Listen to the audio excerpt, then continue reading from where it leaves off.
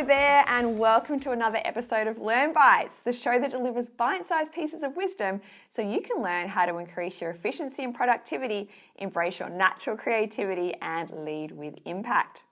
I'm Samantha Garrett from Using Technology Better, and my guest on the show today is the lovely Laurinda Moore.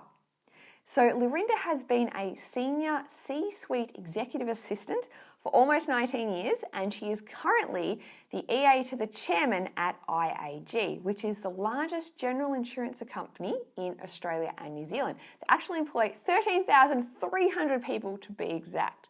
So let's jump in now to the conversation, meet Laurinda, and find a little bit about her wisdom on efficiency and productivity. Hey there, Laurinda. Thanks for joining us on the show today. Hi, thanks so much for having me, Sam. It's great to be here. You are very welcome. I'm quite excited for our conversation today because Laurinda has chosen to speak about efficiency and productivity. And I know from hearing her speak in some other forums that she's got some awesome tips around this area. So Laurinda, before we jump right into the questions, did you want to share a little bit more about yourself and what you're passionate about? Yeah, absolutely. So as you said, I've been an EA for about 19 years now, so almost 2 decades. And I'm working at IAG, currently supporting the chairman after supporting 2 consecutive CEOs for a period of almost 13 years. And it's gone in a heartbeat in some ways. But during that time, I've really become passionate about the role of the EA in particular. And I think how much value we bring to our managers and our organisations. And I think sometimes because we're very much service-oriented people, you know, we're there to kind of help and support, we sometimes forget about ourselves a little bit, and actually we can be leaders in our own right. And so I'm quite passionate about EAs and all assistants really realising their own value and their own self-worth. So that's something I've been passionate about and I've been advocating for over the years. And also sharing those experiences through sort of speaking engagements and panel opportunities, which has been great.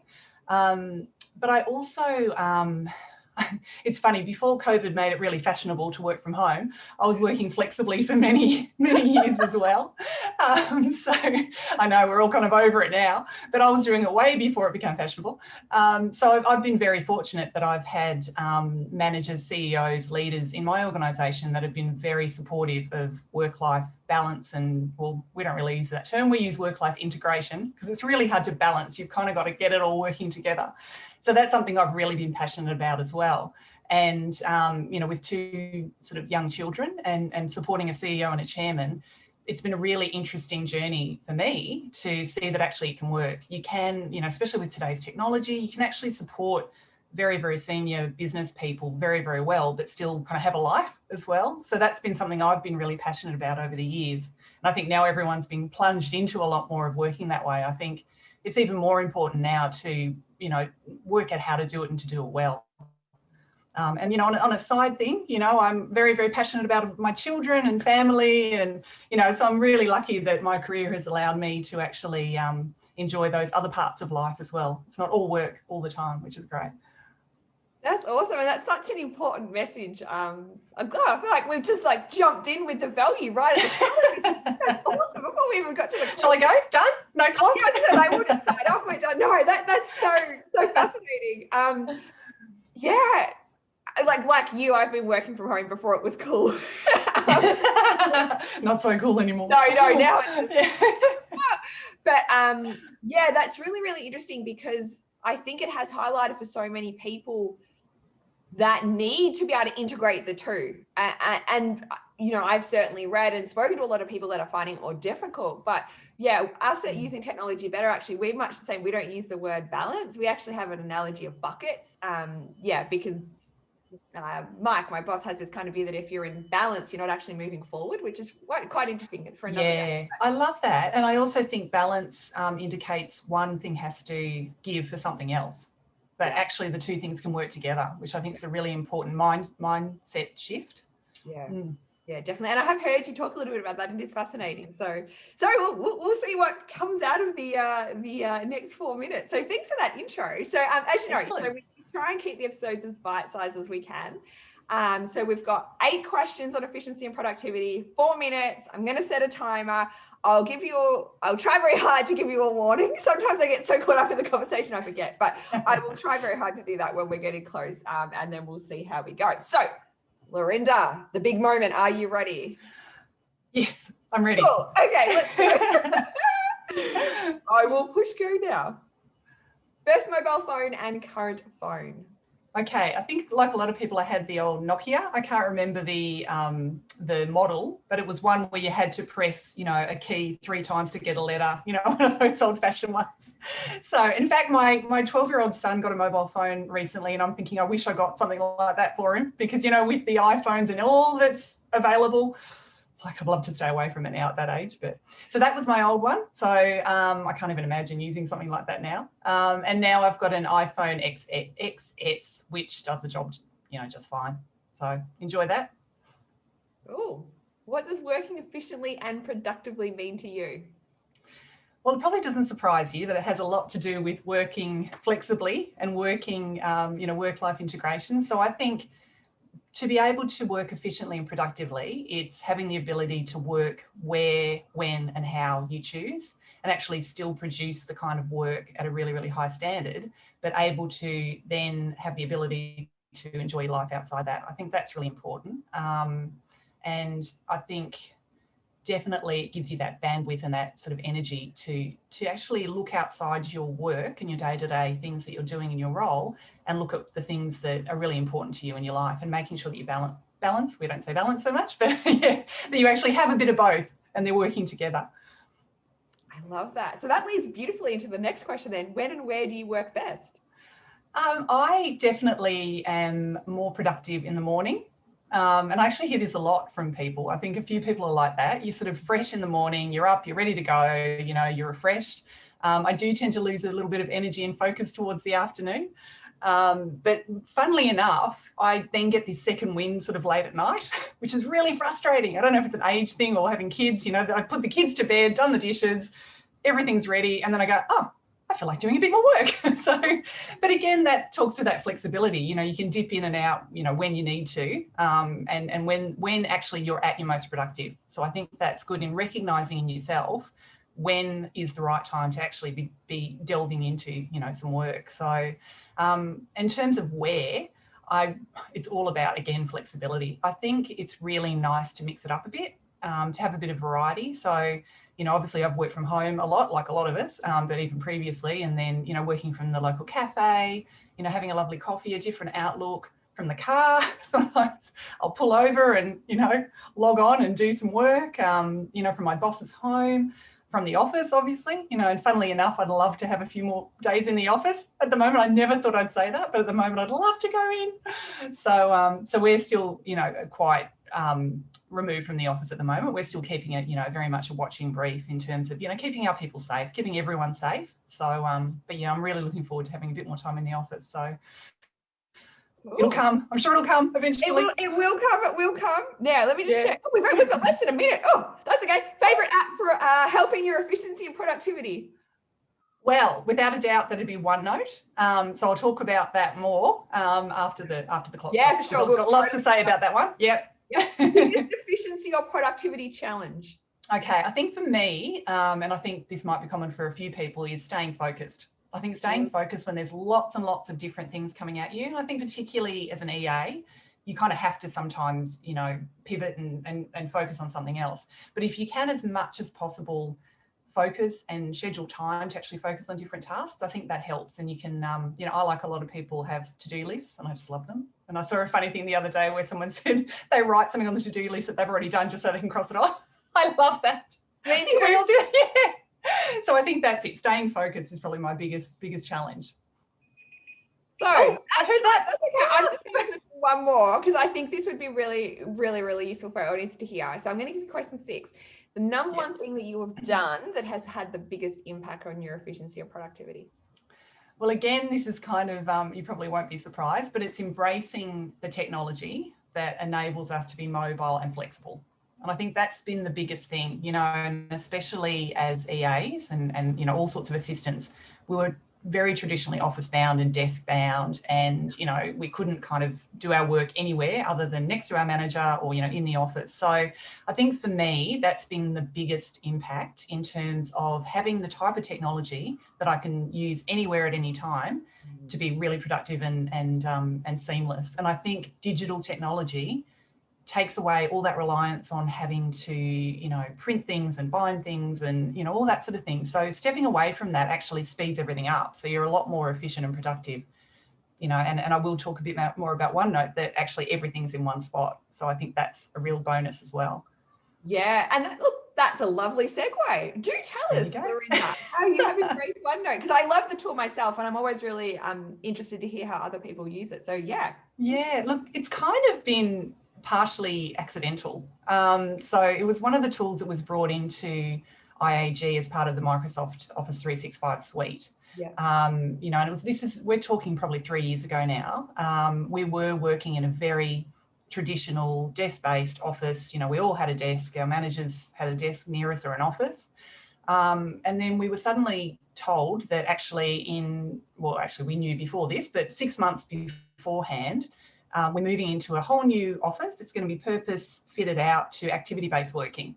Oh. So for people that don't know what that is, that's working anywhere that suits you depending on the activity you're working on at the time. So, it might be in a big team on a desk, or, you might be in the kitchen area, you might be in a focus area by yourself, you might be in the collaboration zone, you might be in the coffee shop downstairs. So it was all set up to actually enable us and, a whole organisation to work differently and actually work faster, be more collaborative, sort of cutting down that silo kind of activity of being in desks and having to sit in meeting rooms and, book meeting rooms and all that sort of thing. So a lot more fluid, a lot more agile. So leading up to that move, I suddenly went, okay, so I may not be sitting next to my CEO on any given day. I'm not going to have any storage. I'm not going to have any filing cabinets. I'm not going to be able to print a lot of the time. I'm not going to have any stationery. I'm not going to have any pens. And I just went, I went from doing physical printing and day packs and all that sort of thing for my CEO to going, I can't do that because, desks are fluid, all that sort of thing. So, we sort of had a look at what was available, and OneNote was there. I had never used it and went, it's a bit of that fear factor of I don't know what this thing is. But I tell you what, I got in, started using it, sort of made up this system of how we were going to work together. And the beauty of OneNote is, you share it with whoever you want. So it's a very private document. It's only shared with who you want to work in it. And my CEO and I used that for the first 6 months before we moved. So we were ready when we moved into that environment, used it to manage all the work. So all the workflow went into there. Day packs turned into digital documents, emails, everything, documents to be reviewed, board papers. He goes in there and marks them up. It constantly syncs. So, we didn't even need to be near each other or necessarily have a conversation every day because it was all in this one spot. So it was brilliant. It really, really was good. And what it did too, on top of that, is it made, when COVID hit and we all got sent home in the middle of March, there was no impact. We were working in exactly the same way as we were previously. So for me, it was honestly the best tool to come along when we were facing into actually working in a completely different way.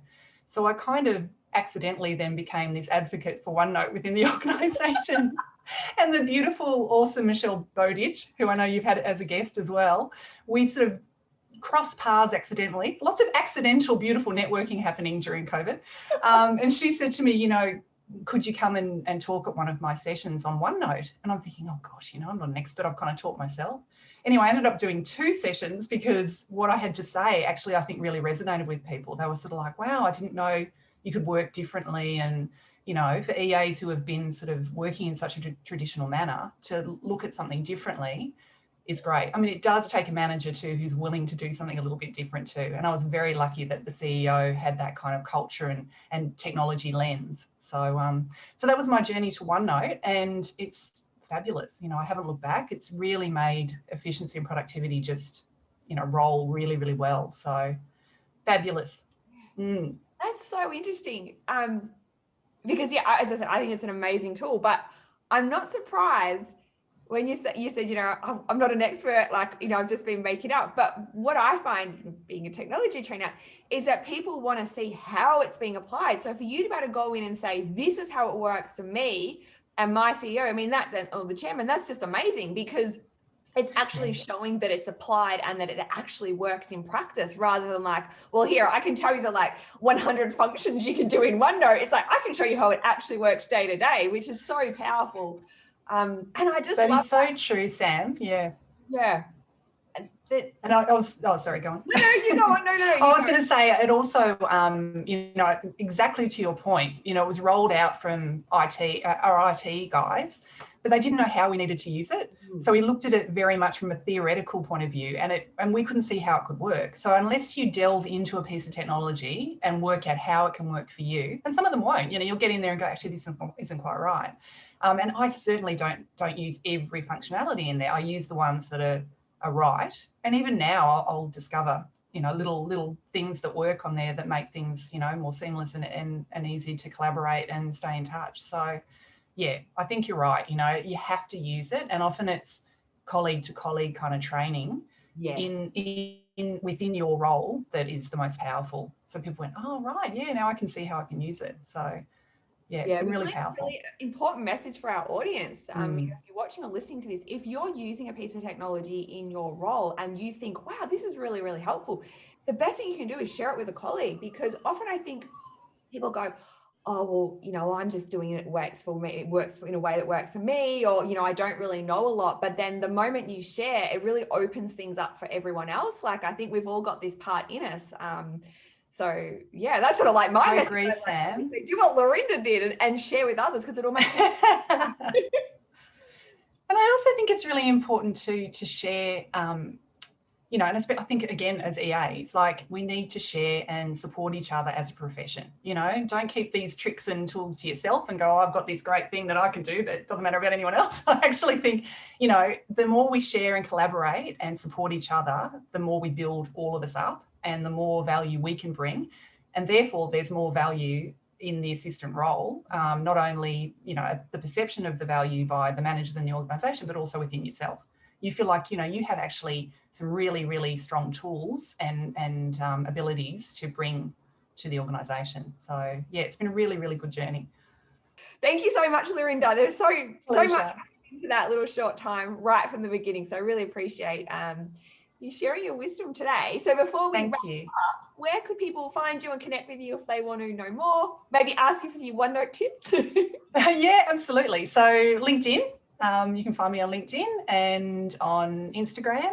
So, and, I'm happy if you share my email address as well. So always happy to have a chat and, talk about technology or flexibility or EAs or anything really. I just like to have a chat. Don't we all, now that we're all stuck at home? Exactly. A bit of contact's a nice thing. It is, isn't it? Lovely. I will have your all your handles on the screen, and I'll put them in the links. Lovely. Thank you. So you enjoy the rest of the day, and you, Sam. So thanks so much, Laurinda. Thank you. Bye. Take care. Bye. Bye, everyone.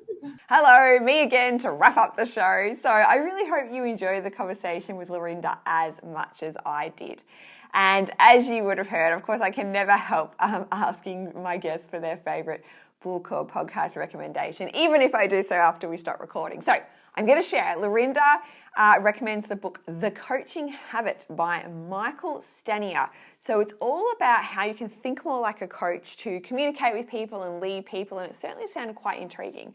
And the podcast that she's really getting into at the moment is The Open Drive from Nick Ginsberg, and you may remember Nick was actually an earlier guest on the show. So there's a couple of things you can check out.